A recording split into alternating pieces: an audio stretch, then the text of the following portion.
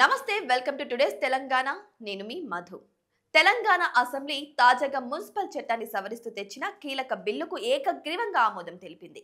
దీనిపై సుదీర్ఘంగా కాకపోయినా కొంత మేరకు చర్చ సాగింది.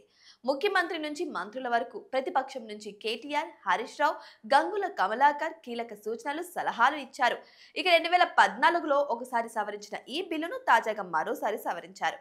దీనిలో ప్రధానంగా కేసీఆర్ అప్పట్లో విధించిన రిజర్వేషన్ పై సీలింగ్ ను ఎత్తివేశారు. అదేవిధంగా ఎల్ఆర్ఎస్ కింద ప్రభుత్వం ఇచ్చే నిధుల విషయంలోనూ స్వేచ్ఛను కల్పించారు. ఈ రెండు అంశాలు కీలకంగా మున్సిపల్ చట్ట సవరణకు ప్రాధాన్యతని ఇచ్చాయి. ఇక నుంచి రిజర్వేషన్ సీలింగ్ ఉండదు. తద్వారా మున్సిపాలిటీ ఎన్నికల్లో పోటీ చేసే వారికి స్వేచ్ఛ కల్పిస్తున్నట్టు ప్రభుత్వం తెలిపింది.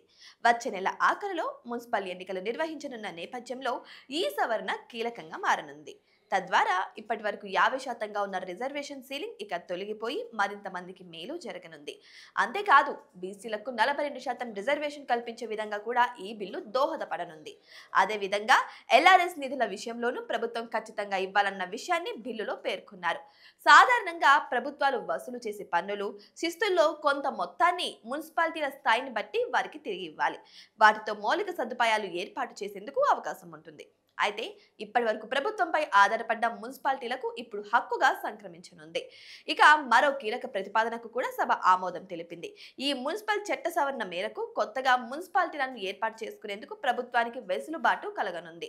ఇక ఇప్పటి వరకు కొత్త మున్సిపాలిటీ ఏర్పాటు చేయాలంటే ఎప్పటికప్పుడు అసెంబ్లీలో చర్చించాల్సి వస్తుంది.